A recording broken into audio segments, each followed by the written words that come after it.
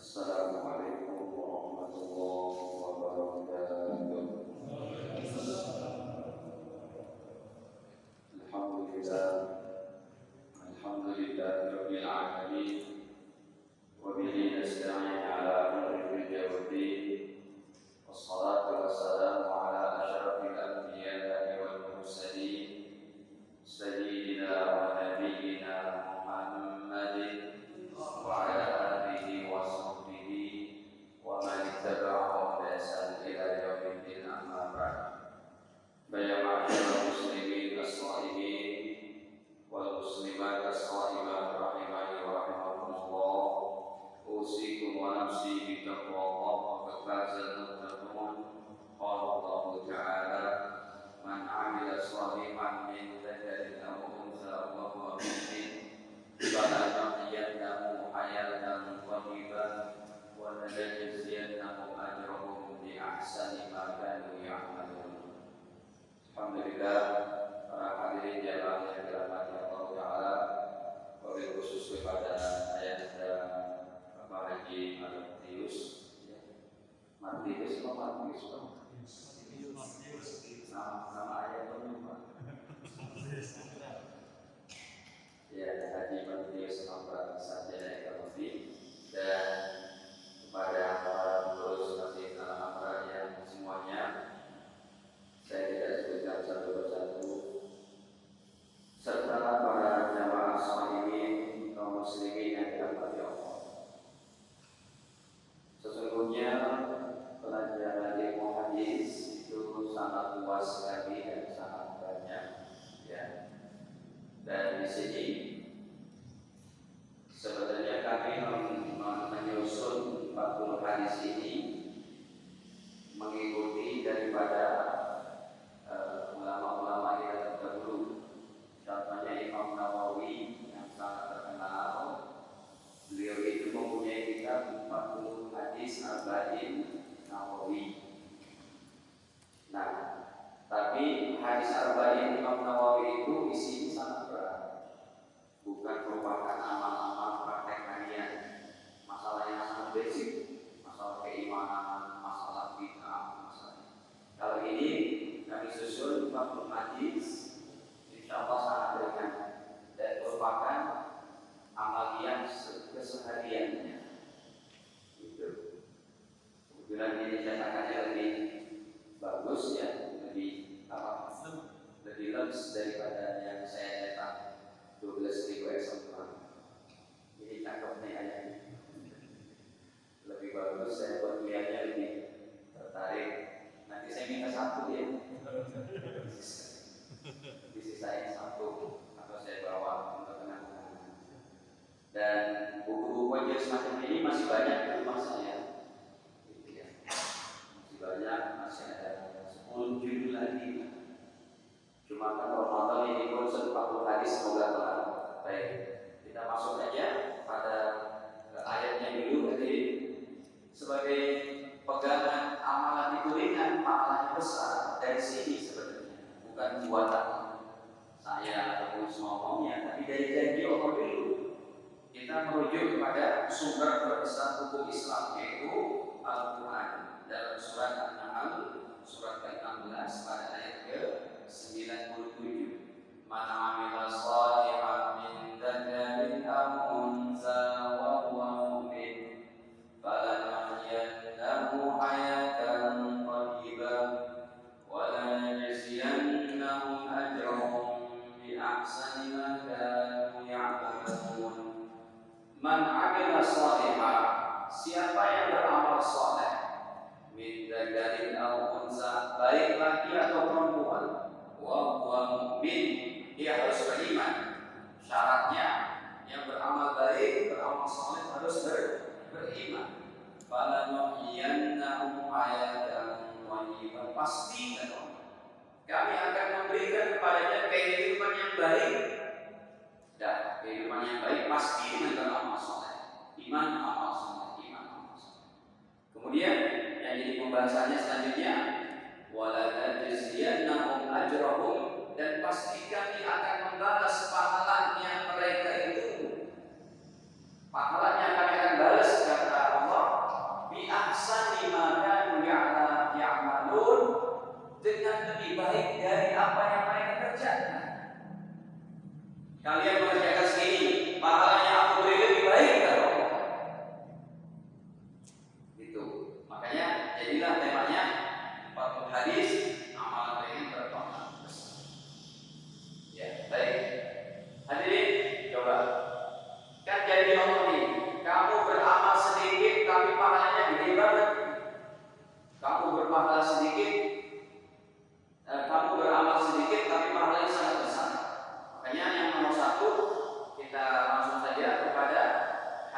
riwayat Imam Muslim pada 1721 di Maktab Syamilahnya. Sengaja saya ngambil nomor-nomornya yang di Maktab Syamilah supaya para ustadz yang punya aplikasi Maktab Syamilah dengan mudah dia melacaknya. Kalau dengan kita kan mesti nyari dulu nomor berapa. Kalau Maktab Syamilah tinggal apa? Semuanya dia sudah punya aplikasinya, tinggal klik aja bahasa Arabnya keluar semua. Coba kita lihat dari diamalkan dengan pahalanya sangat hebat. Dari Aisyah radhiyallahu anha bahwa Nabi bersabda, "Raqatul fajri khairun minad dunya wa ma fiha." 2 rakaat sunnah fajar, 2 rakaat salat fajar atau qobliyah subuh khairun minad dunya wa ma fiha. Maka lebih baik pahalanya dari mendapatkan dunia dan seisinya. Bayangin aja. Itu apa? Memerlukan waktu yang sangat lama untuk sholat 2 rakaat qobliyah subuh. Jadi kita sholat qobliyah subuh kira-kira berapa menit? 5 menit. Baca berapa? 2-3 menit lah, ya, 2-3 menit. Nah, para jamaah yang dirahmati Allah, ini betul-betul sesuai dengan firman Allah. Amalan jaringan berpahala besar. Ya. Nabi pertama di sini ya, bahwa beliau mengatakan 2 rakaat fajar. 2 rakaat fajar di sini artinya dalam bahasa fikihnya adalah qobliyah subuh. 2 rakaat qobliyah subuh. 2 rakaat qobliyah subuh ini paling kita memerlukan waktu 2 sampai 3 menit untuk mengerjakannya. Hadirin yang ketiga, ya, pahalanya sangat besar, yaitu mendapatkan kekayaan dunia dan seksi. Kira-kira ada orang berbisnis terkenal Pak bisa dapat kekayaan begitu dalam waktu 2 menit?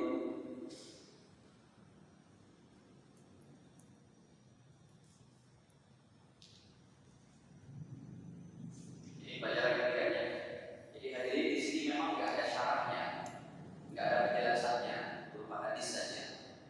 Makanya buku ini harus diajarkan sama para ulama, para jamaah, karena berupa hadis, cuma hadis saja, gitu ya. Makanya inti pelajaran itu ada di sini. Kalau mau ditulis, ya apa tulis? Ada buku syarahnya, penjelasannya ini tebalnya 4 kali lipat dari ini, tapi itu belum saya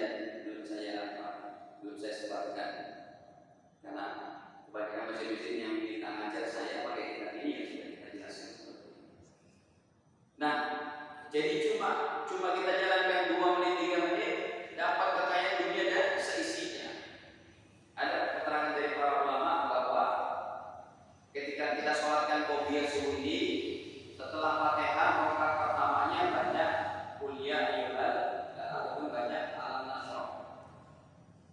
Rakaat satunya baca alam nasrah. Nanti rakaat keduanya baca alam nasrah. Alam nasrah laka sadrak wa wada'na 'anka wizrak. Nanti rakaat keduanya apa? Alam tara kaifa fa'ala rabbuka bi ashabil fil. Baik. Hadirin, karena begitu pentingnya sholat ini, sholat qobliyah subuh yang paling sholat qobliyah dan ba'diyah dari sunnah rawatib yang tadi ajarkan. Sunnah rawatib ini yang paling pentingnya qobliyah subuh. Bayangkan ini, kalau Anda kerjakan sendiri sebulan penuh istiqomah, Anda sudah berhak mendapatkan taklim di akhirat 30 taklim. 1 taklimnya sedikit dan sisinya. Ya, kalau saya cari sekarang bisa kau kita yang berlipat-lipat gitu. Hadirin, kalau Anda istiqomah setahun penuh, Allah janjikan Anda mendapatkan 360 taklim, 1 taklim sedikit dan sisinya. Kalau Anda istiqomah semua hidup itu berapa?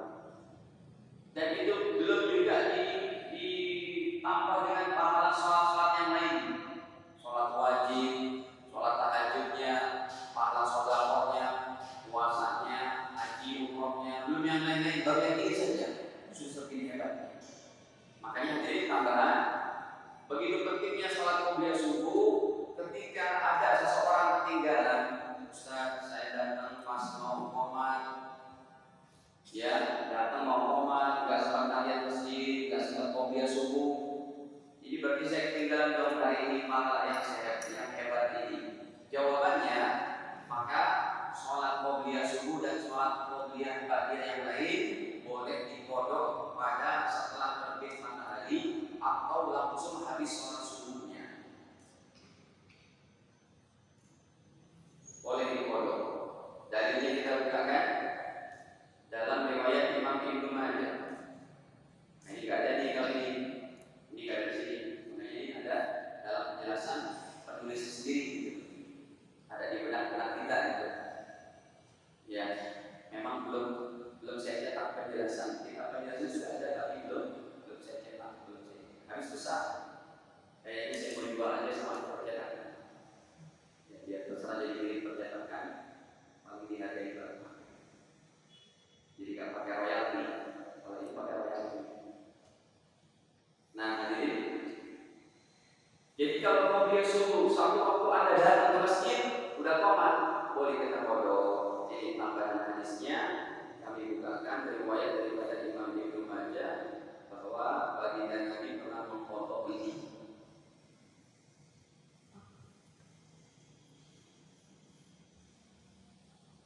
Nih. Hadis ini derajatnya sahih riwayat Imam Ibnu Majah 1210. Dalam martabat syamilahnya 1210. Coba kita lihat. An Abi Hurairah, dari sahabat Abu Hurairah radhiyallahu anhu, anna Nabiyya sallallahu alaihi wasallam, sesungguhnya Nabi sallallahu nama ketiduran an rakaat fajr, tidak sempat sholat 2 rakaat qobliyah subuh. Datang Nabi terlambat sholatnya atau ketiduran, ya, nggak sempat itu berjamaah juga. Nah, para jamaah, kemudian faqadahuma, maka setelah itu Rasul mengqadahnya ba'dama tala'ati syamsu, setelah terbit matahari. Itu. Jadi dari hadis ini, hadis tambahan ini, bahwa sholat sunnah yang kita sudah istiqomah itu kalau ketinggalan satu hari, satu waktu ketinggalan, boleh kita kodok dalam waktu-waktu yang lainnya. Tujuannya adalah supaya amalan kita tetap terjaga. Itu. Jadi Rasul pun pernah tidak sempat sholat qobliyah subuh ini dan beliau mengkodoknya. Tapi di sini ada tulisan ba'dama tala'ati syamsu, setelah terbit matahari. Tadi saya katakan setelah sholat wajibnya juga boleh. Anda datang sudah qomat, habis sholat wajib, sholat lagi 2 rakaat boleh. Cuma khawatirnya sholatnya kalau Anda lakukan di sini juga, orang lain akan menyangka Anda sholat ba'diyah subuh. Boleh nggak sholat ba'diyah subuh? Boleh. Makanya baiknya sholatnya setelah terbit matahari, atau silakan habis sholat subuhnya, tapi kodoknya di rumah, bukan di masjid. Dan itu hadirin di antaranya hadis pertama. Kemudian hadis kedua. Kalau hadis kedua ini yang kita harapkan ampunan dosa-dosa. Ya Allah, dulu kita masa muda, masa-masa kita pernah gelap hati, pernah berbuat yang tidak baik. Ini bagus sekali kalau kita kasih tahu sama orang-orang yang bertobat. Ya, hadirin. 2 pekan lalu saya jemput anak Am pakai mobil saya ini. Anak Am, paponya mukanya kapus semua. Ada yang anak Am dari Tanjung Priok, ada yang dari Tambun, ada yang dari Cileunyi. Kita kumpulin, kita ajarin ngaji, kita kasih baju gamis, kasih masker supaya dia sholat pakai ini juga. Di kompleks saya jemput dari Manggarai. Kemudian mereka malam hari nangis bertobat. Tapi kan kita bisa hindari namanya namanya studio ramenya bertanya. Kalau kita lagi bercanda, lu nggak mandi berapa tahun? Banyak kotoran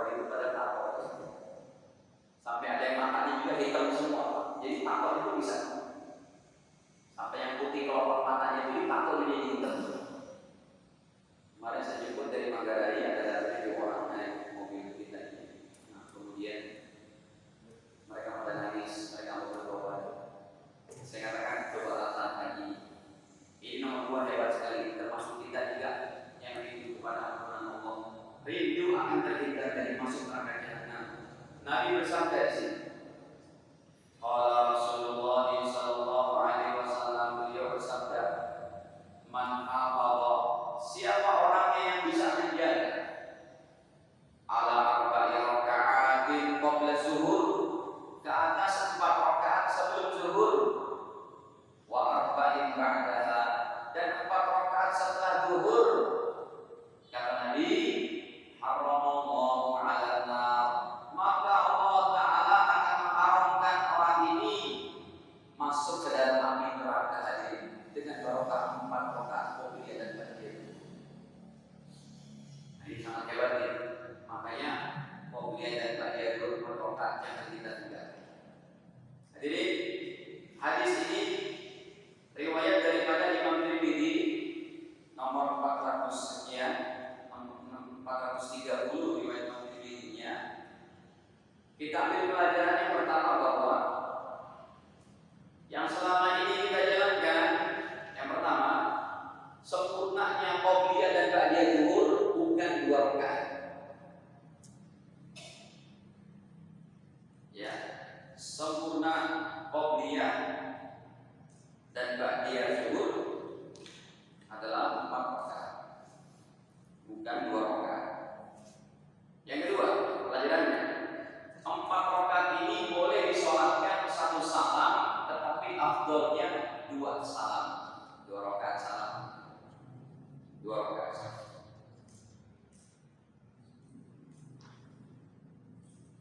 Tapi afdolnya 2 kali salam. Sholatin 2 rakaat, usolli sunnata zuhri atau usolli sunnata qobliyah di zuhri rakaataini lillahi ta'ala. Nanti sholat lagi. Yang 4 rakaat langsung boleh.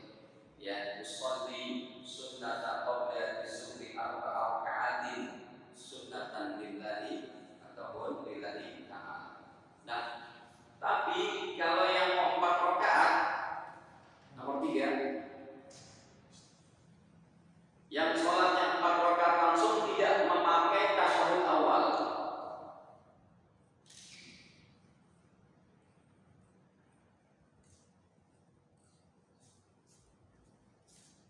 Enggak pakai tahiyat awal dulu.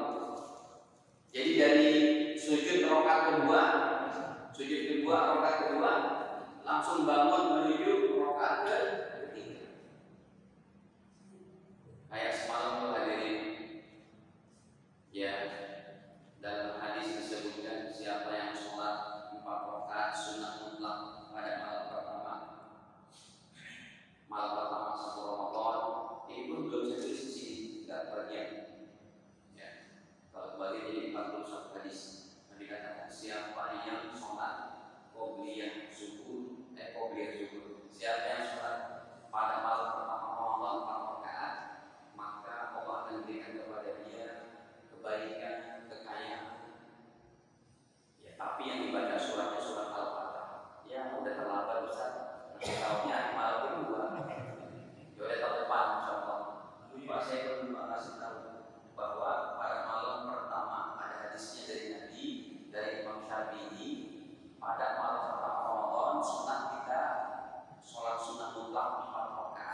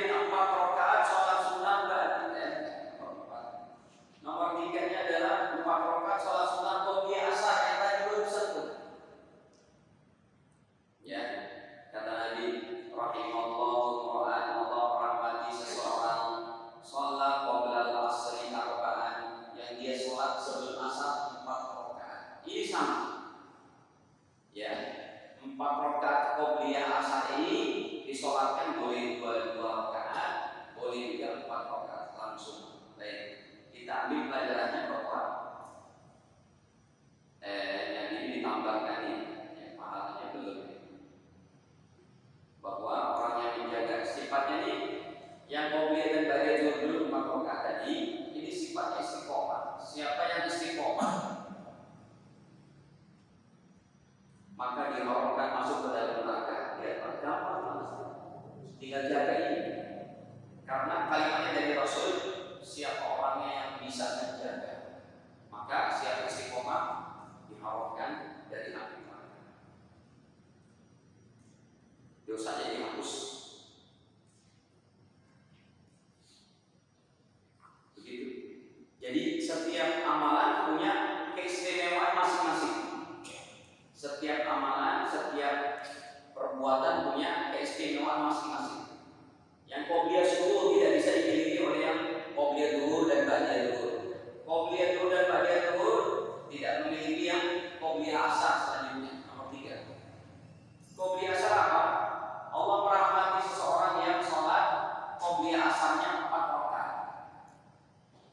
Jadi qobliyah asar 4 rakaat ini ada jarang yang melakukan. Ya jangan qobliyah asar zuhur aja qobliyahnya cuma 2 rakaat. Kebanyakan orang Islam kan gitu. Kebanyakan umat Islam di mana-mana itu 2 rakaat. Sayang hadirin, sayang umur kita.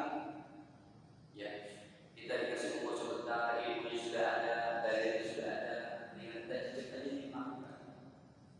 Apalagi kalau ada memang orang yang mau rajin tahajud, coba jaga 4 rakaat qobliyah asar. Tapi orang yang sudah 4 rakaat qobliyah asarnya itu kata Nabi dia mendapat rahmat. Berarti setelah asar itu dia dinaungi dengan rahmat Allah.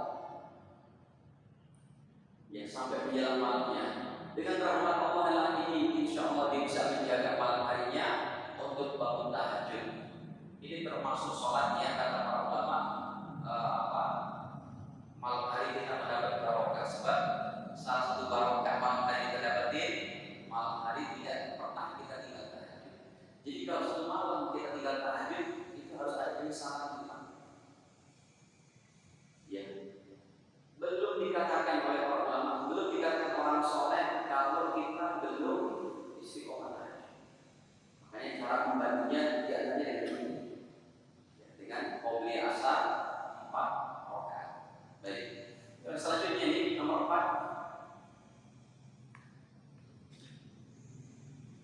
Hadis keempat ini kita sebut juga sebagai asar, ya, asar para sahabat.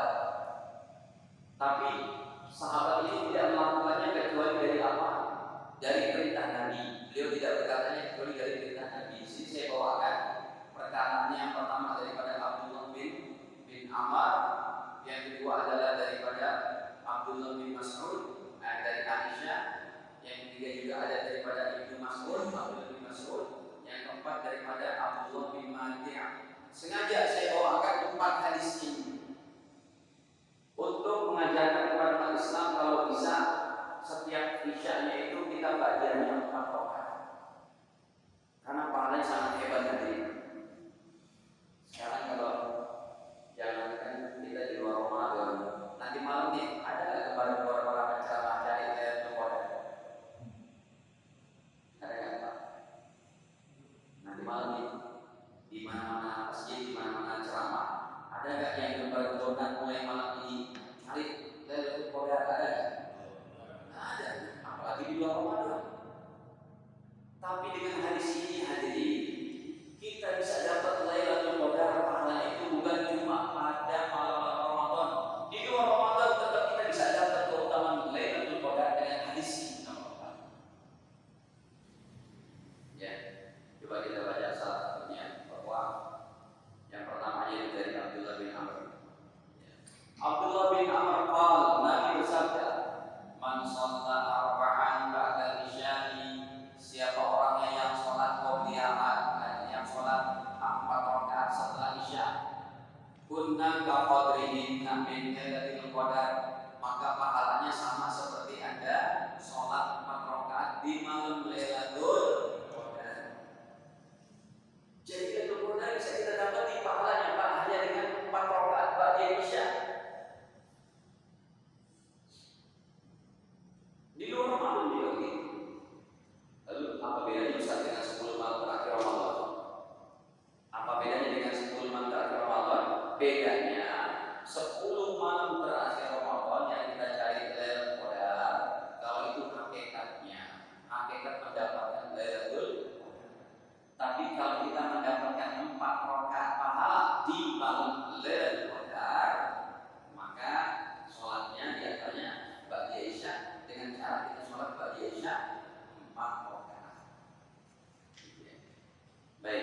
kita ambil pelajaran dari sini.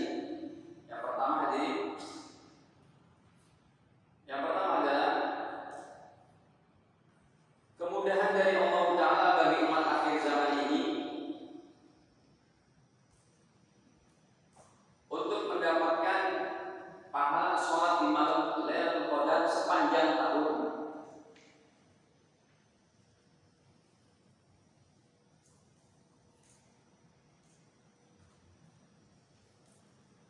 Saya tuliskan ini sepanjang tahun.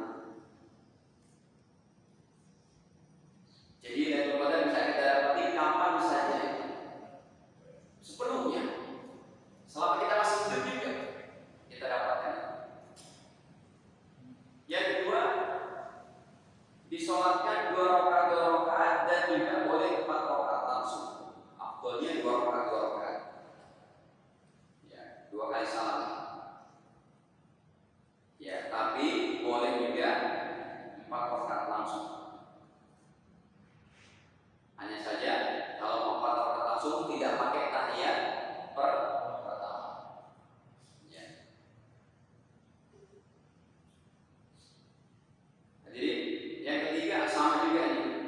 Bagi siapa yang tidak sempat untuk sholat ini bisa dikodok. Tapi mau dikodok gimana? Ini kan disolatin. Mau disolatin habis makan sahur pun bisa, karena kategorinya belum masuk waktu subuh. Ya. Kalau ini waktu sangat panjang, waktu ba'da isya 4 rakaat ini sangat panjang, yaitu harus sampai azan subuh. Jadi kalau ba'da isya contohnya Anda sholat isya, kemudian ba'da isya belum sempat 4 rakaat sholatnya ini, karena mungkin ada ceramah atau ada acara apa, ya udah pulang ke rumah jam berapa? Jam 10 sholat ba'da isya. Enggak usah dikodok ya, karena waktunya belum habis. Gitu. Ini termasuk yang paling banyak. Nah, jadi sekedar tambahan. Jadi hadis ini kan sebagai hadis pilihan saja. Tambahannya begini. Kalau begitu Ustaz, kok nggak dijelaskan di situ qobliyah maghrib nggak dijelaskan? Saya mengawali penyusunan ini dengan sholat sunnahnya qobliyah ba'diyah karena dia adalah yang paling aplikatif keseharian kita kerjakan. Cuma kenapa qobliyah maghrib saya nggak tulis, ba'diyah maghrib saya nggak tulis, qobliyah isya nggak ditulis? Jawabannya adalah qobliyah maghrib, ba'diyah maghrib, qobliyah isya tidak Nabi sebutkan pahala besarnya. Baik, sekarang ini kalau ada pertanyaan, kenapa Ustaz dalam kitab ini, ya, kenapa di sini nggak disebutkan qobliyah?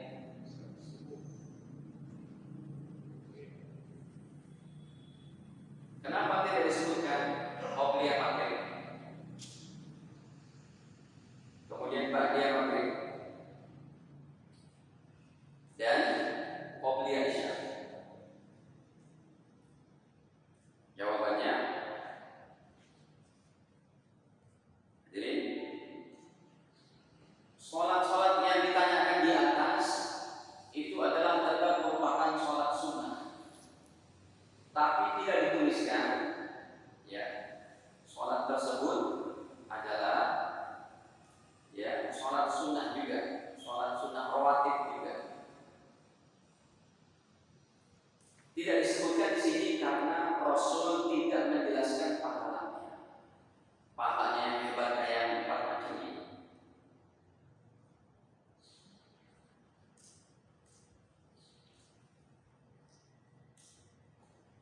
Pahala besarnya, tapi tetap sunnah.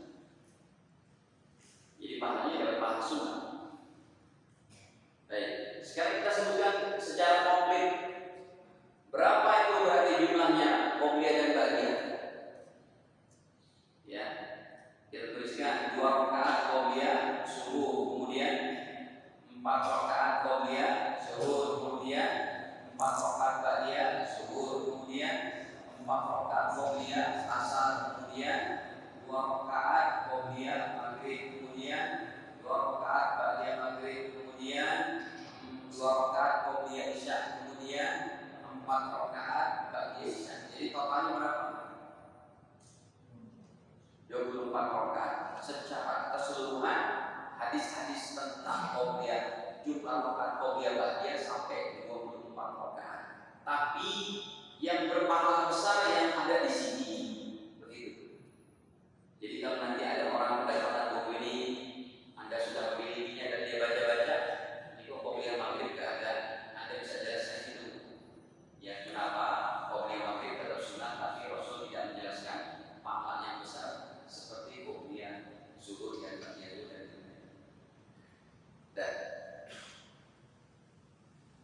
sampai sini dulu ada pertanyaan Pak? Biar tak nanggung sekalian tanya jawab. Kali ada yang langsung mau bertanya silakan. Jadi kita interaktif aja ya, karena waktu bukanya masih 2 jam lagi. Ini waktu injury time nih, tenaga daripada ada. Silakan ya, biar interaktif. Udah gitu aja ya.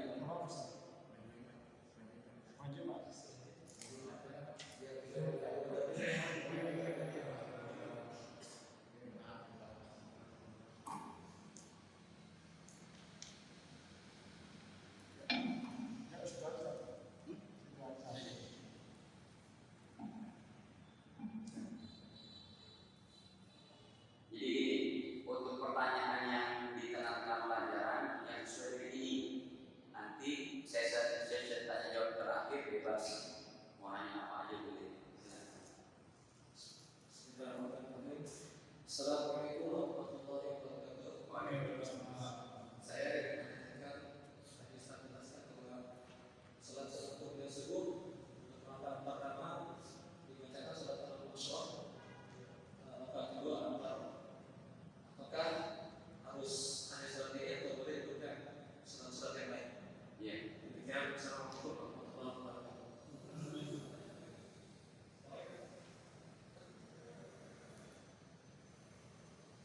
Masih ada?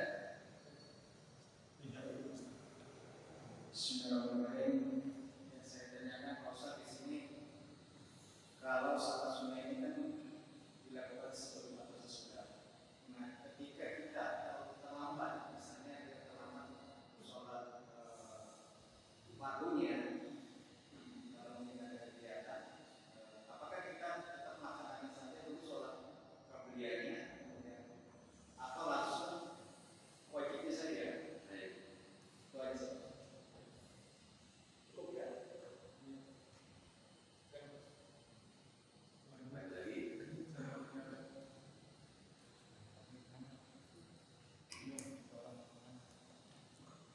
Jadi kalau ini jawabannya ya, apakah harus alam nasr dan alam tawaf? Jawabannya tidak harus. Ya. Tapi kata para ulama, siapa yang dia bacanya qobliyah subuh alam nasr dan alam tawaf, maka dia akan diberikan kesehatan, dia akan diberikan kebaikan. Artinya ini dari ulama tambahannya. Tidak harus dibaca ini. Jawabannya tidak harus. Boleh baca ayat apapun. Bahkan kalau tidak salah itu ada riwayatnya hadis ini baca alam nasr dan alam tawaf dalam riwayat Ashabus Sunan. Nabi kalau qobliyah subuh bacanya itu. Contohnya sholat maghrib, Nabi bacanya apa? Kuliah sama kulhu. Tapi tidak wajib, boleh baca yang lain. Bahkan kalau kita ambil yang paling ringkasnya, setelah Fatihah dia langsung rukuk, nggak baca surat apapun, sah tidak?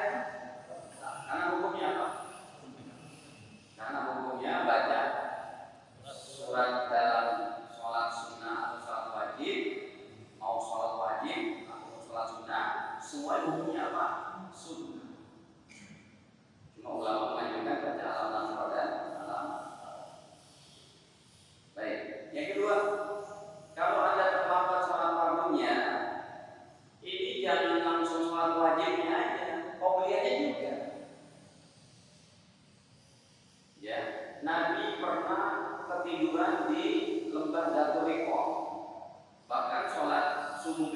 makan pagi. Itu ada hadisnya bahkan riwayat Imam Bukhari itu hadisnya. Di coba saya tampilkan. Ya. Ceritanya Nabi SAW berada di lembah Zatul Riqah.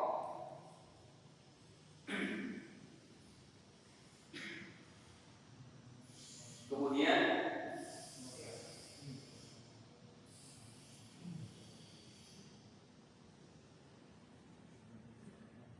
para sahabat minta supaya Nabi memberhentikan perjalanannya, ya, dan mereka sudah sangat penting. Ini pada nomor 570 Sahih riwayat Imam Bukhari. Ya, Sahih Bukhari hadisnya kata Abu Qatadah yang menjadi periwayat hadis ini, sirna ma'an Nabi, kami pernah berjalan malam bersama Nabi. Ya, pada satu malam. Faqala ba'dul qaumi, sebagian sahabat berkata, "Lau arasta bina ya Rasulullah wa ya Rasul, bisa enggak istirahat sebentar? Kita udah capek banget, ngantuk banget." Qala, kemudian Nabi bersabda, kata Nabi, "Akhafu an tanamu 'anis shalah." Ya, saya khawatir nih kalau kita berhenti, kita bakal ketiduran dari sholat subuh. Qala Bilal, tiba-tiba sahabat Bilal menunjuk tangan. Ya Rasul, ana uqimukum. Saya siap jaga mereka ya Rasul. Saya akan bangunin. Kata siapa? Kata Bilal. Fatajau. Baginda putus, ya udah silakan. Kita berhenti di lembah Zatul Riqah. Kita tidur di sini. Dan Bilal yang sudah janji tadi mau apa?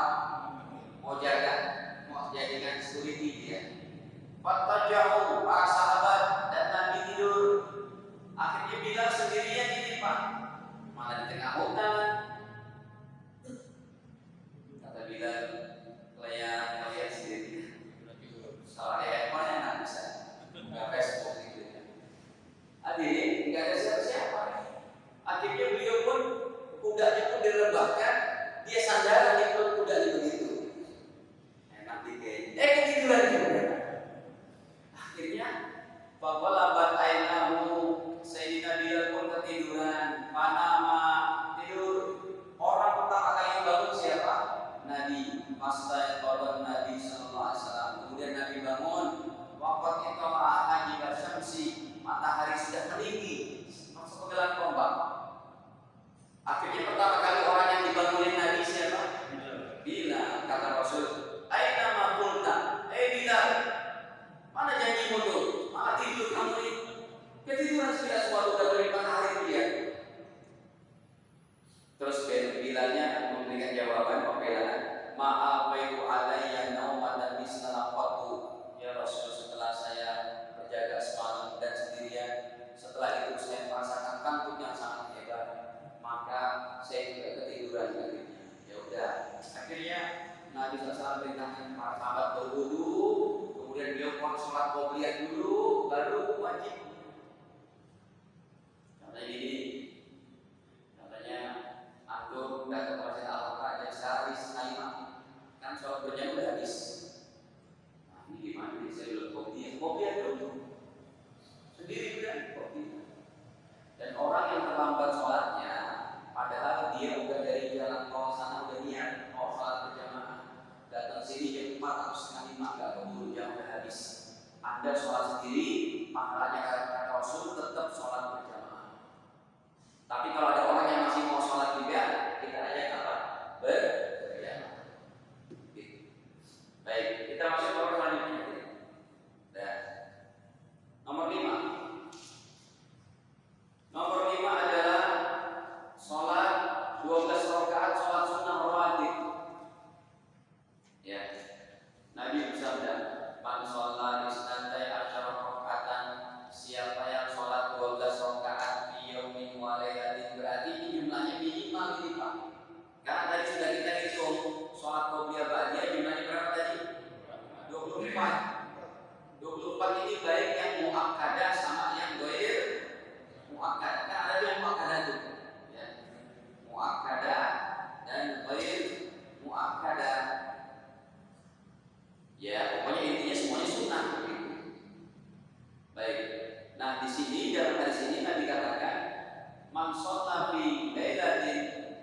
li walidatin isna asyara rakaatan, siapa yang sehari semalamnya minimal sholatnya 12 rakaat, bunya lahu bihinna baitun fil jannah, maka Allah akan buatkan baginya satu rumah dalam surga. Ya. Nah, jadi kata para ulama, qobliyah 12 rakaat itu baik. Pelajaran hadis ini yang pertama, 12 rakaat kita kerjakan sunnah rawatib ini berpahala rumah di surga, istana di surga. Boleh terjemah istana Pak, karena rumah di surga lebih gede dari istana di dunia ini. Berpahala satu rumah di surga. Bayangin hadirin, itu bagus sekali. Kalau 2 kali, kalau sebulan, kalau kita jaga istiqomah. Makanya betul kata para ulama, kita hidup ini sebenarnya sedang nabung untuk kehidupan kita di akhirat ini. Ustaz, inti dari yang lainnya apa? Kalau kita sholat setelah kita mendengarkan pelajaran-pelajaran ini, supaya kalau kita sholat lupa kita ingat besoknya kita mau subuh atau nanti baca isya. Ya Allah, dengan baca isya 4 rakaat ini saya dapat pahala seperti mengerjakan 4 rakaat di malam Lailatul Qadar. Kita agungkan hadis Nabi, kita bawa ke dalam pikiran kita dalam sholat itu, sehingga kita punya pengagungan kepada sunnah Nabi. Ya Allah, saya mau sholat baca isya 4 rakaat ini. Allah. Ya. Yang kedua hadirin,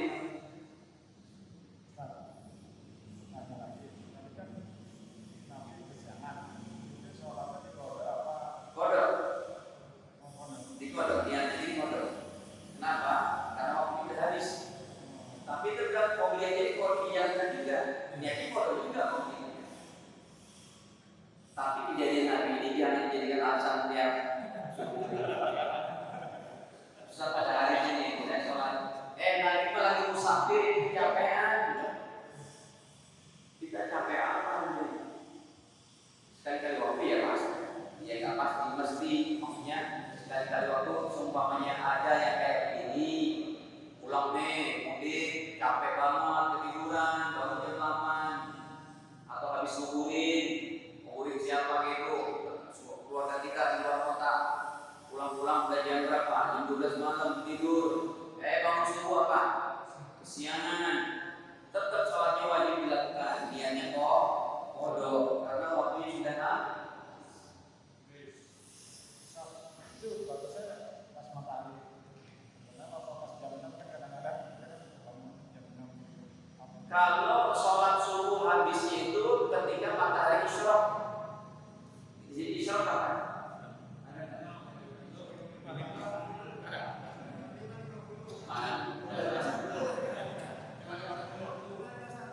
Enggak ada sih. Nah, pas 5.50 itu waktu subuh sudah habis. Tapi 5 lewat 45 masih sempat tuh, masih ada 5 menit. 5 lewat 47, 3 menit cukup lah diburu-buruin. Wah, aduh, nggak usah pakai baca surat. Imam Hanafi pernah bukan ketiduran, dia kesiangan subuhnya. Tapi waktu masih ada injury time. Waktu 35 menit, beliau sama murid yang terkenal ini 2 orang, yaitu Imam Abu Yusuf sama Imam Muhammad bin Syaibani. Kata Imam Hanafi, silakan kamu yang jadi imam. Waktu tinggal 3 menit nih. Tadi berapa? 5.50. Waktu sudah 5.47, tinggal 3 menit. Disuruh muridnya jadi imam. Setelah itu apa hadirin? Setelah selesai, yang muridnya Imam Muhammad Asy-Syaibani yang diminta jadi imam, beliau coba baca apa? Inna a'tayna sama dulu. Setelah salam, beliau bertanya, guru gimana? Sholat saya nggak sunnah ya, bacanya pendek. Kata beliau, kamu betul, kamu bukan baca sunnah. Kan sunnahnya kalau sholat subuh baca ayatnya di atas 60. Coba kalau itu dibacanya di atas 60, setengah 7 berbulan. Kata Imam Hanafi, kamu betul. Itu yang namanya ilmu fikih. Ya, ilmu fikih itu menjadikan diri kita menjadi fleksibel. hadis menyatakan bahwa sholat subuh sunnah ayatnya di atas 60. Tetapi ketika waktu tinggal 3 menit, Anda baca inna a'tainaka sama qul, itu yang benar. Itu yang pasti. Gitu ya. Jadi kayak tadi niatnya waktu subuh habis pas waktu isyraq itu. Tapi juga kalau Anda mau sholat isyraq nanti ada penjelasannya. Dan ini 12 rakaat sunnah rawatib dulu. Nah, mana dia tuh yang 12 itu? Yang pertama adalah qobliyah subuh. Ya ulama berbeda pendapat. Ya, dalam masalah ini. Qobliyah subuh 2. Kemudian juga kalau 2 rakaat atau kita ambil yang paling banyak saja. Zuhurnya itu 4 rakaat sudah berapa? Sudah 10 kan? Qobla dan ba'da zuhur. Yang 4 rakaat kita ambil. Udah 10. Tinggal berapa lagi tuh? 2 lagi, boleh ambil yang lain-lain. Ya, contohnya ba'da maghrib 2 rakaat. Ini udah 12. Ya, jadi minimal 12 rakaat dapat pahala rumah di surga. Dan yang nomor 6, 2 rakaat salat isyraq. Nah, ini sekalian tadi. Jadi kalau waktu isyraq ini sudah masuk, jangan kita langsung sholat terburu-buru tuh. Kayak tadi kan dibilang ya berapa? Yang 5 lewat 50. Nah, kalau bisa kita sholatnya 10 menit ke atas. 10 menit sampai 15 menit baru kita sholat isyraq ini 2 rakaat. Jangan pas ketika dia bunyi waktu syuruknya itu 5.50, jangan, itu masih makruh. Mataharinya belum sepenggal tombak. Mataharinya masih di ufuk itu masih segini, baru nongol aja. Tunggu dia sampai sepenggal tombak. Baik, kita baca hadisnya dari Anas bin Malik qala, beliau berkata, qala Rasulullah sallallahu alaihi wasallam, Nabi bersabda, man shallal ghadata, siapa yang sholat subuh fi jama'atin, secara berjamaah, summa qa'ada, kemudian dia duduk, yadkurullah, berzikir kepada Allah. Habis subuh berjamaah duduk berzikir, baik itu berzikir yang sebenarnya ataupun zikir yang dihiaskan dengan ikut majelis taklim. Karena ada tuh habis subuh Sabtu Ahad kan ada kajian, itu pun termasuk dalam kategori begini. Ataupun dia baca Quran sendirian aja. Ketika berjamaah subuh selesai, dia baca Quran sampai isyraq. Kemudian kata Nabi, hatta tatlu asyamsu, sampai terbit matahari. Summa sholat rakaatain, kemudian dia sholat 2 rakaat. Kana lahu ka'ajri hajjatin umrah, maka dia mendapatkan pahala seperti haji dan umrah. Kata Nabi, tamma sempurna, tamma sempurna, tamma sempurna. Sekarang kita kan susahnya mau pergi haji, pergi umrah karena corona. Istiqomahin aja sholat ini, dapat pahalanya.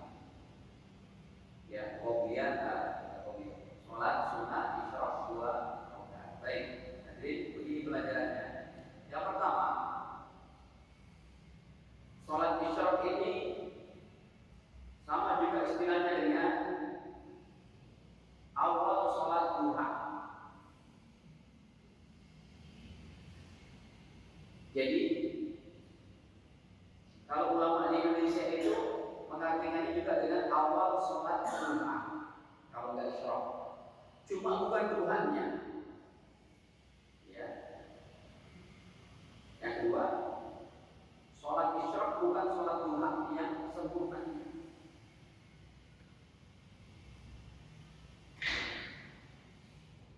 Kenapa? Karena sholat duha yang sempurna itu yang terafdal. Duha yang terafdal itu jam berapa? Ketika anak-anak kontak Rasul sudah mulai kepanasan. Karena duha yang afdal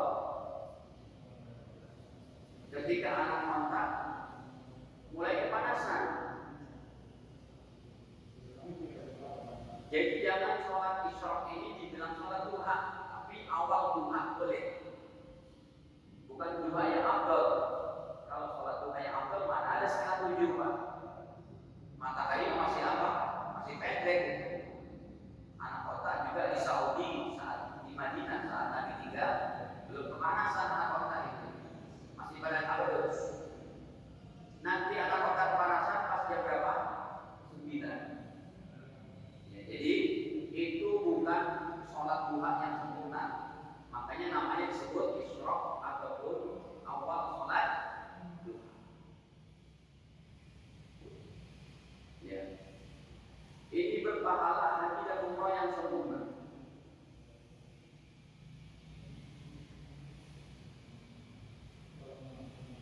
Tapi jangan juga berpikiran gini, Pak Ustaz, saya kan udah sholat isyraq setiap hari, kalau gitu nggak perlu lah pergi haji dan umroh lagi.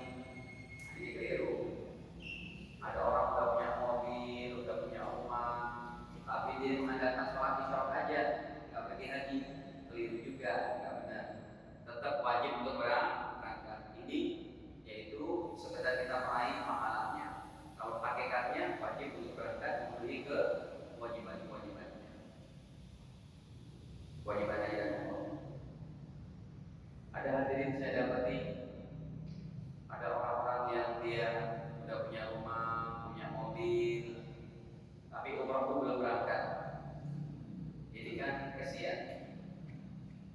Alasannya malu Ustaz, nanti dipanggil haji lagi, padahal saya masih muda. Apa masalah? Emangnya kematian menunggu masa tua?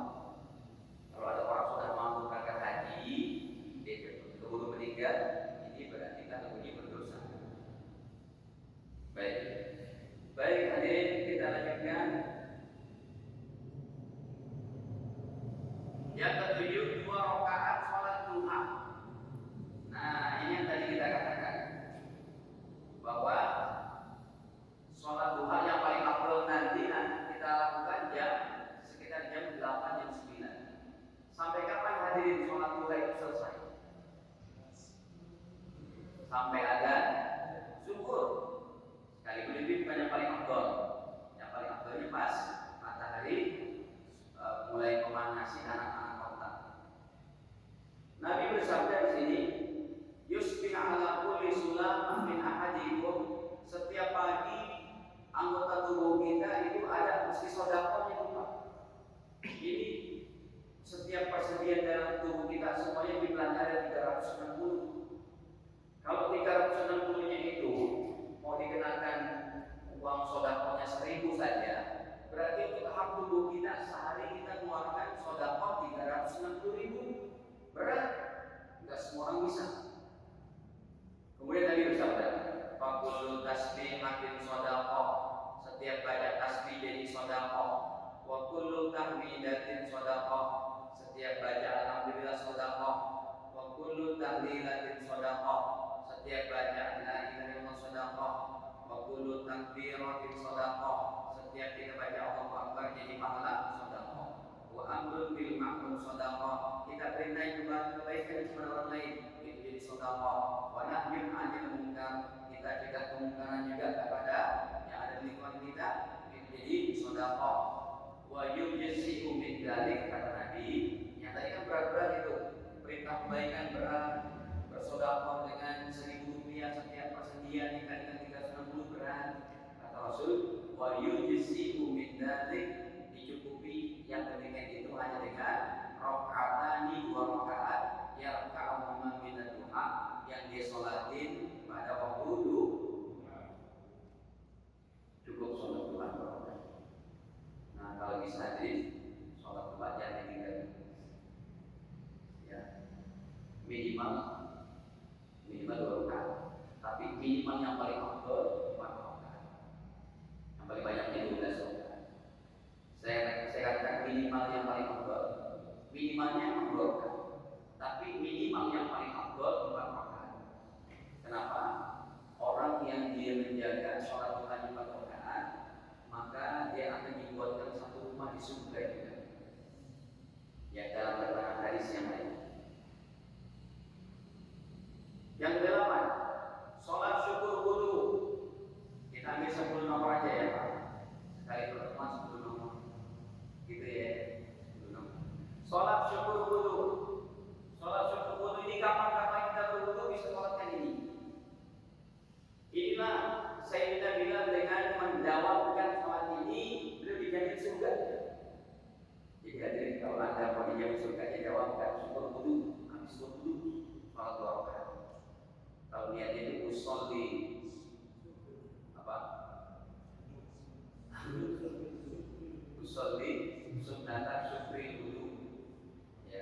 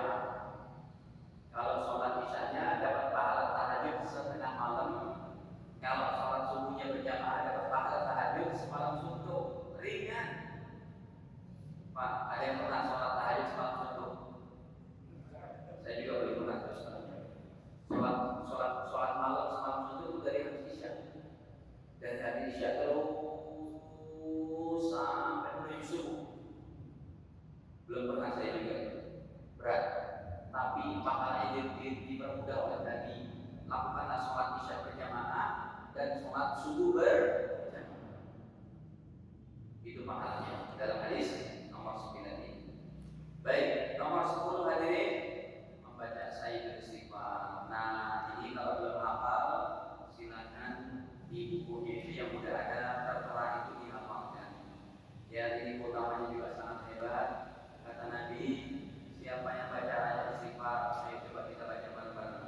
Allahumma anta rabbi la ilaha illa anta khalaqtani wa ana 'abduka wa ana 'ala ahdika wa wa'dika mastata'tu a'udzu bika min syarri ma sana'tu a'udzu laka bi ni'matika 'alayya wa a'udzu laka bi dhanbi faghfir li fa innahu la yaghfiru dzunuba illa anta. Lihat tadi sangat ringan, emang agak panjang, tapi kalau kita udah baca tiap hari kita menghafal. Kata Nabi, siapa yang baca 1 kali siang hari, siapa yang baca 1 kali malam hari, kemudian dia meninggal dunia, kata Rasul, pasti dijamin surganya. Bahwa min ahlil jannah, dia merupakan ahli apa? Surga. Dan jadi hadirin, inilah yang istighfar kalau bisa jangan tinggal seharinya. Yang paling enak caranya gampang gimana Pak? Ikutin aja deh habis sholat wajib. Setiap sholat wajib baca 1 kali, sehari dapat 5 kali itu. Padahal Rasul perintahnya cuma sehari semalam 2 kali. Jadi kalau kita ikutin hari sholat sekali dapat 5 kali, ini pahalanya besar. 2 kali aja udah dijamin jadi ahli surga, apalagi kita baca sampai sehari 5 kali. Baik, ini saja hadirin yang dapat kami sampaikan dalam pelajaran 10 pertama dari 40 hadis amal dengan berpahala besar. Insya Allah pada kesempatan yang akan datang baru kita lanjutkan kembali. Silakan, pertanyaannya bebas yang terakhir ini. Ya. Kita kumpulkan sampai boleh sampai berapa? Bukunya dibagikan nanti pas khatam ya Pak? Gitu. Ya. Ustaz, Ya. buku ini menarik sekali untuk sebagai motivasi kita. Dan sesungguhnya kan sesuatu kebaikan itu kalau tidak ada pertolongan yang menolong dari Allah dengan kesempatan kita, maka sebenarnya itu tidak mungkin dilakukan. Kalau kita lihat dari hadis 1 sampai yang telah kita dari 10 itu berkaitan dengan sholat semua. Padahal kita tahu di Al-Quran itu kan itu wasta'inu bis-sabri was-salah wa innaha lakabiratun illa 'alal khashiyin. Itu kan berat sekali. Meskipun ringan kata ya, berat tapi itu mungkin Allah memberikan nilai yang besar mungkin karena itu. Pertanyaannya apa? Pertanyaannya Kalau adalah pakai itu dia Pak, malah nggak ada. pertanyaannya kan itu ada sedikit bertentangan dengan hadis ringan tadi. Ringan tadi kan. Itu komentar Ustaz terhadap ayat itu gimana Ustaz kan? Oh. Yang kedua. Ya.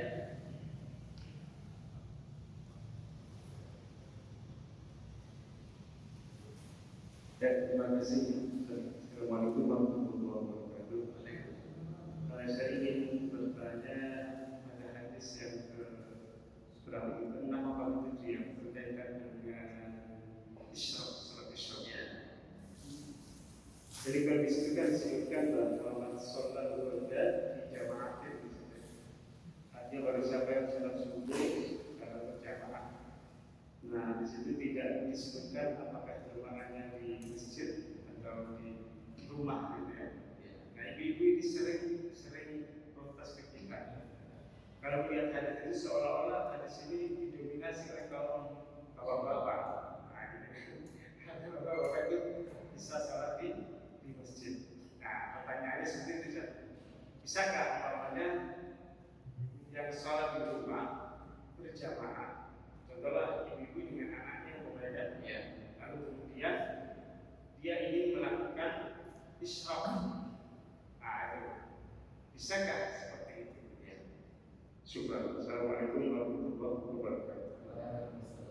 Nah, ini pertanyaan penting juga untuk membahas kelanjutan masalah isyraq. Yang ketiga, silakan.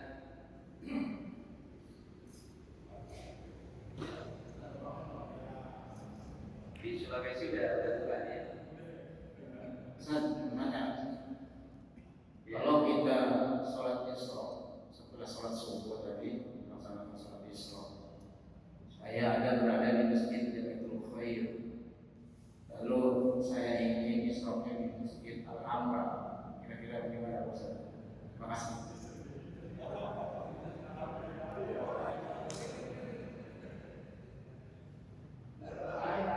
Baik, cukup tiga dulu.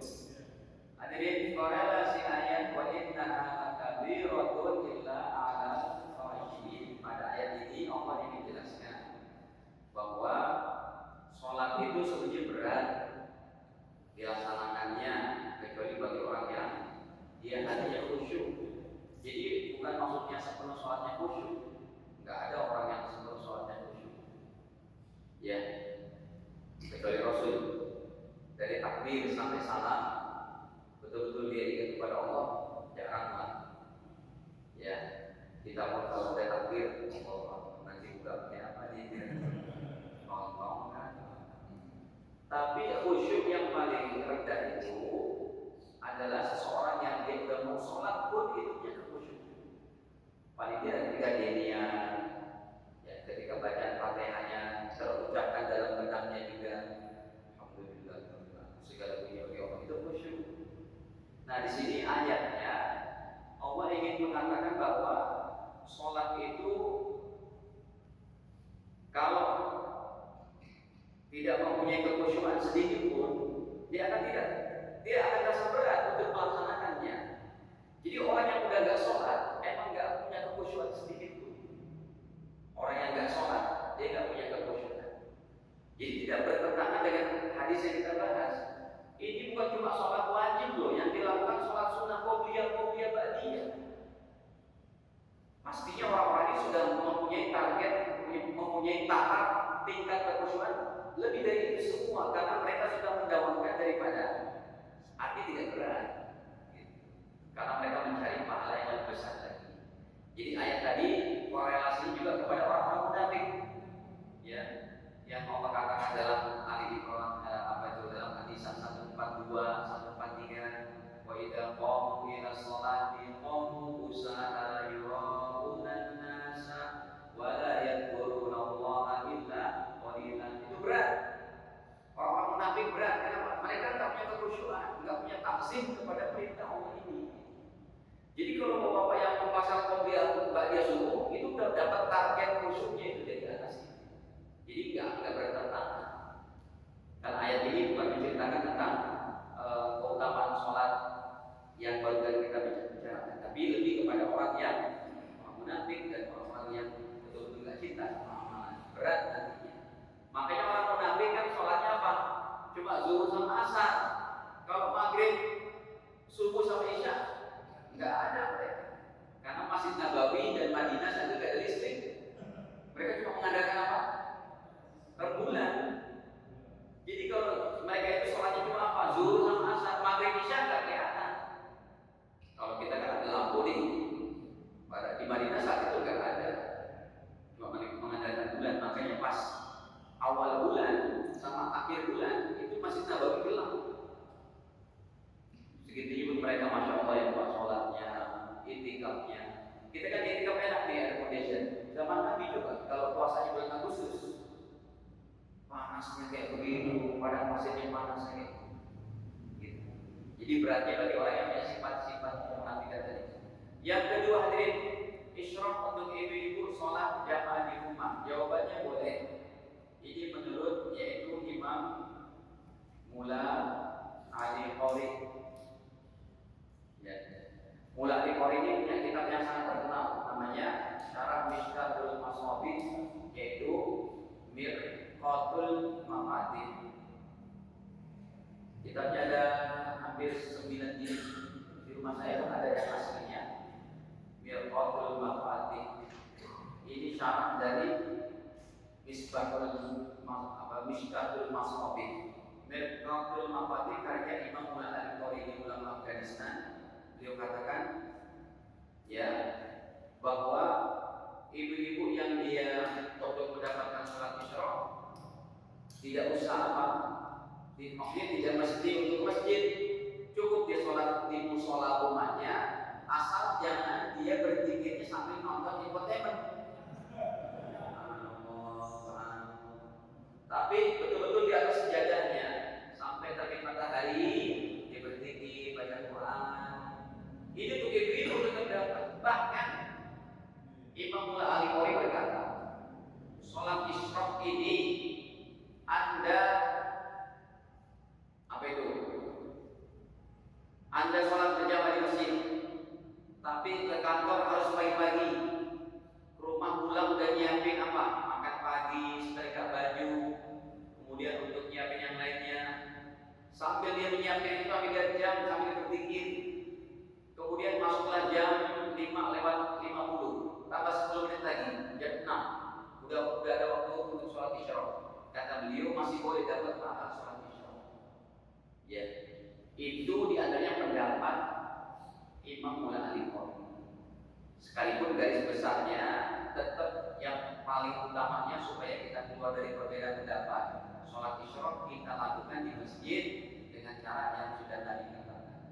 Di masjid sholat berjamaah, karena man sholal qada bi jama'atin, sholatnya berjamaah pasti maksud Rasul itu bukan berjamaah di rumah, tapi berjamaah di masjid. Ditambah dengan hadis-hadis Rasul ingin membakar rumah laki-laki yang gemar sholatnya di rumah. Cuma saja untuk ibu-ibu boleh untuk seperti itu, tetap sholat di rumah berjamaah sama anak-anaknya perempuan. Kemudian dia setelah masuk waktu isyraq dia sholat 2 rakaat. Kalau bapak aja, ibu-ibu aja. Yang ketiga, sholat isyraq di masjid lain. Ini emang kenapa? Masalahnya apa di masjid itu?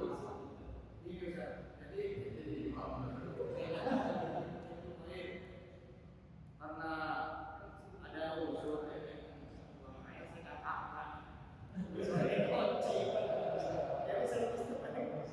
di sini.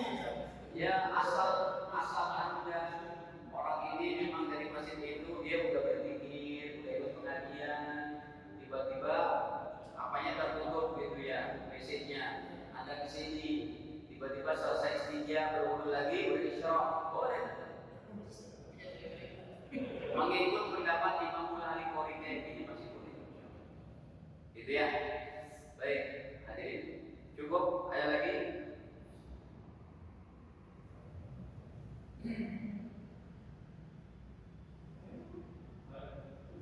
Silakan.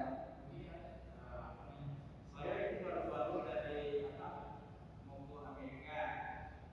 Jadi saya dari Jakarta ke Turki ke Amerika. Jadi waktu saya di pesawat itu saya jalan ke Madrid sama Isya. Terus saya tunggu di Izal subuh. Waktu itu saya pergi 6 jam kemudian saya sholat subuh lagi masih di mana? Nah, terus saya laksanakan sholat subuh pada saat itu. Saya lihat kebetulan tempat saya di tengah-tengah nggak bisa buka jendela. Jadi yang di situ jadi ini belum subuh tapi saya sudah sholat subuh. Betul buka itu berapa jam kemudian Tuhan kayak mau jam subuh begitu. Gimana bisa karena pesawat di perkiraan? Iya. Dalam hadirin dalam rangka seseorang kayak bapak tadi perjalanan ini tentunya dalam keadaan musafir ya, yang kita memang dalam pesawat nggak mengerti dengan kondisi tadi yang telah bapak sebutkan.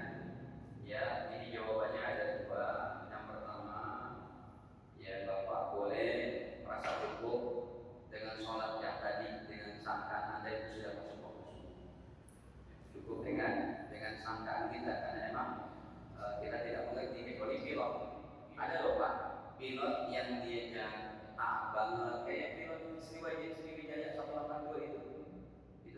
kami yang namanya saya Ustaz Haji Afwan, Kapten Afwan, juga rajin. Jadi kalau dia lagi melotin tiba-tiba udah masuk subuh dia lihat kan melot gampang tuh, nggak berada di angka dewa begitu. Dia sholat aja.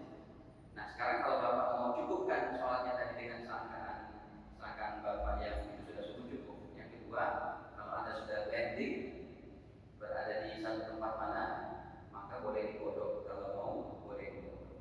Silakan untuk dikodok. Dan dua ini adalah dipatwakan oleh ulama. Yang paling gampangnya nomor satu. Kalau bapak cukupkan sudah lah. Tapi kalau bapak mau kodok lagi, kebetulan safarnya kok tidak terlalu banyak urusan, bisa urusan itu nanti 7 jam ke depan gitu yang mau istirahat di hotel, anda kodok masih terbaik, itu lebih baik. Jadi fleksibel dalam masalah ini. Seperti kita haji dan umroh, kita berangkat umroh haji naik pesawat. Orang ulama berfatwa dua kayak ini juga. Yang pertama menyatakan sholat di pesawat itu nanti mesti dikodok di bawah. Tapi yang madzhab Imam Hanafi katakan sholat apapun yang kita lakukan di pesawat itu sudah sah. Jadi kalau kita mengambil yang paling ringan ikut Imam Hanafi. Tapi kalau kita mengambil yang lebih afdal ikut Imam Syafi'i, nanti sampai di Masjid di Jeddah dikodokkan. Gitu. Sebab bapak dalam keadaan musafir memperhatikan waktu sholat itu sudah cakep banget dihargai sama Allah. Berapa banyak orang yang sholat, orang yang gak perhatikan masalah ibadah. Yang penting aneh happy, yang penting saya pergi-pergi dan macam-macam. Yang penting tugas saya selesai dengan perhatikan sholat. Ada orang kayak bapak udah perhatikan sholat itu udah bagus. Makanya ambil dua pilihan ini yang mana yang merasa anda nyaman. Ya. Udah pada lepas kayaknya.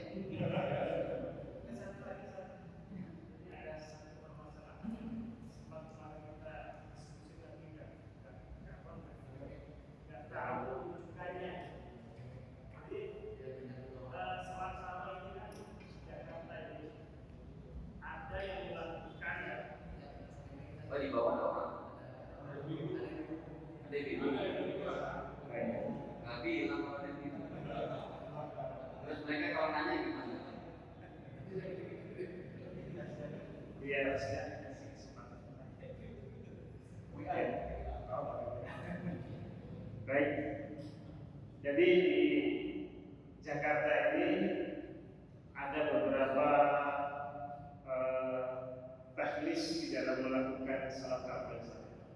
Ada yang 20, ada 23 istilahnya. Ada yang 11. Nah, ini yang pertanyaannya ini yang 23. Yang 23 itu ada sistem begini kan. Ada satu masjid yang ingin mengakomodir baik yang 13 maupun yang 23. Nah, yang 23 ini pelaksanaannya begini. 11 dulu 8 dulu ya. 8 dulu selesai 11 dulu oleh satu imam ya, satu imam. Kemudian ketika masuk sholat witir, maka imam yang pertama kan dulu. Lalu kemudian digantikanlah untuk melakukan atau memimpin jamaah sholat witir. Ya. Lalu kemudian setelah selesai, imam yang pertama tadi kan melanjutkan sampai 20, sampai kemudian sholat witir. Nah ini mungkin sudah umum. Nah yang jadi pertanyaan, bagaimana hukumnya seandainya imam yang pertama ya, itu dia dari awal kemudian sampai 8, lalu kemudian dia pimpin sekalian sholat witir 11 ya, selesai. Lalu kemudian yang imam satu ini karena tidak ada ganti imam lain, lalu dia melanjutkan 20, tapi tanpa witir. Nanti yang jamaah itu witirnya siapa itu? Nah jamaah itu ternyata masing-masing. Kasihan banget. Nah pertanyaannya sahkah yang dilakukan seperti itu? Sah. Tapi imamnya itu jangan meninggalin jangan 20, kasihannya 20-nya itu dipilih dong. Yang 11 dilitirin, kita gak dilitirin. Imamnya harus lebih banyak belajar fikih. Nah persoalannya kan kadang-kadang itu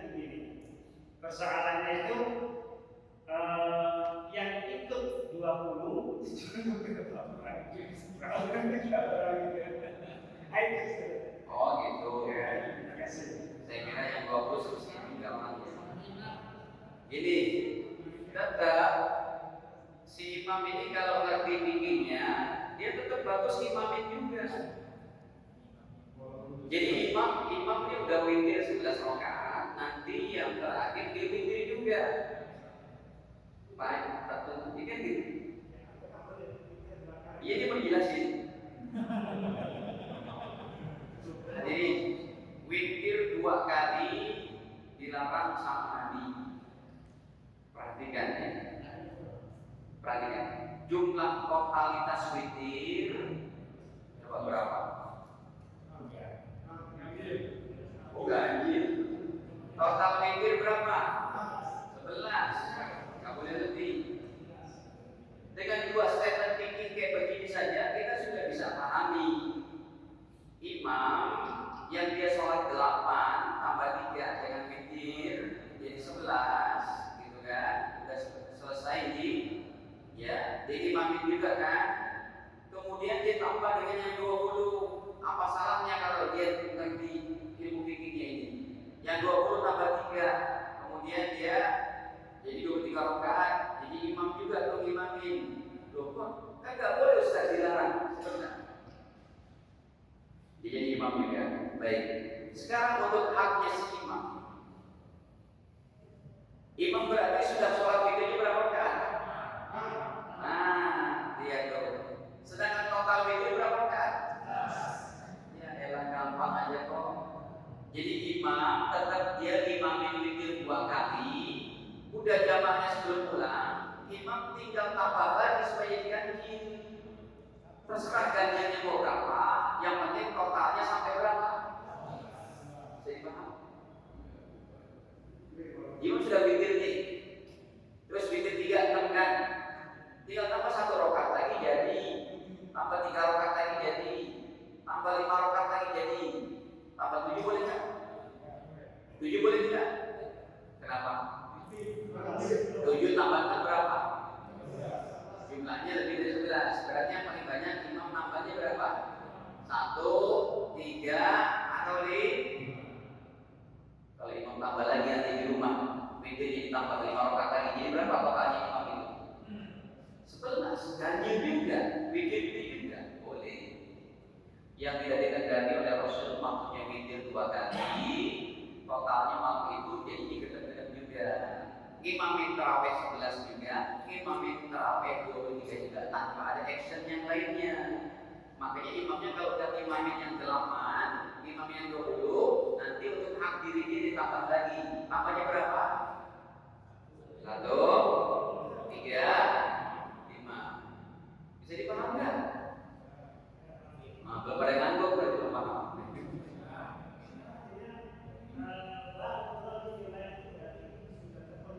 Terpenuhi. Jadi maksudnya lawin kalau dipilih 2 kali mikir itu persis. Dia tidak ada tindakan yang lain setelah imamin 8 sama 20. Itu dilarang. Karena ini, jadi 3 rakaat mikir dia yang 8, 3 rakaat mikir dia yang 20, jumlahnya itu berapa? 6. Itu yang Nabi tidak akan ganti. Makanya setelah dia witir dengan yang 20, witir dengan yang 8, kemudian witir dengan 20, dia tambah lagi untuk diri sendiri. Rumah ada di mana berapa lagi? 1. Berarti jumlahnya berapa kalau 1? 7. Kan witir. Kalau tambah 3 jumlahnya berapa? 9. Kalau tambah 5? Itu namanya fakih, ngerti fikih. Hadirin, ilmu fikih yang kayak gini bisa didasari dan dia tidak berdosa. Yang dia hukumnya mensiasati hukum fikih itu contohnya suami istri mau hubungan intim lagi puasa. Kan dia kena denda 2 bulan tuh. Kebetulan kedua-duanya ini ngerti ilmu. Beb, kita batalin dulu aja, batalin minum, baru dia hubungan intim. Itu gak kena kafarat 2 bulan, tapi dia berdosa karena menyiasati rekayasa. Kalau ini rekayasa diperbolehkan, karena jumlahnya totalnya berapa? 11. Dah cukup. Ya, kalau kita siap kok. Iya silakan Pak. Pertanyaan bebas nih. Sesi tanya jawab terakhir bebas.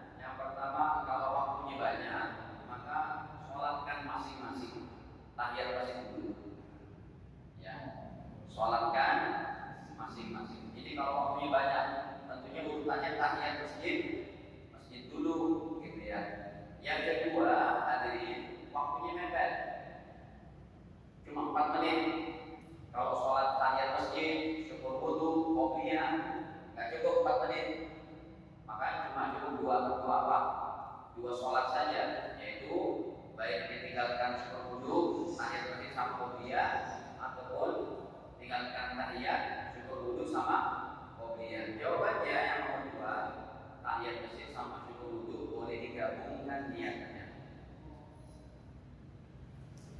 Tahiyat dan syukur wudhu ya boleh digabung.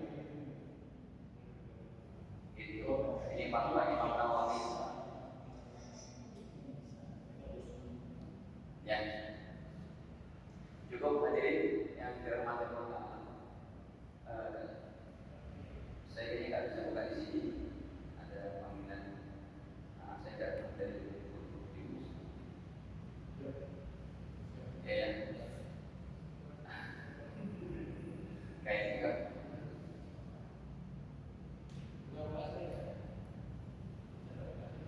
Ya, sampai sini saja. Pak Yusuf, silakan di closing. Hadirin sidang kajian beberapa buku yang berbahagia. Demikian tadi beberapa buku pada hari ini. Kami tidak mengingatkan apa yang disampaikan oleh beliau, namun kami mengingatkan kepada kita semua bahwa kegiatan ini akan berlangsung ulang untuk 3 pertemuan berikutnya pada hari Selasa setelah asar, dan kami berharap kita semua bisa mengajak yang lainnya untuk mendapatkan nilai tambahan, nilai pahala lebih. Demikian yang dapat disampaikan, mari sama-sama kita tutup dengan majelis bersama-sama. Subhanallah wa bihamdika, asyhadu an la ilaha illa anta, astaghfiruka wa atubu ilaik. Selanjutnya kami silakan masing-masing jemaah untuk melaksanakan ibadah mandiri lainnya sambil menunggu menjelang buka puasa. Terima kasih.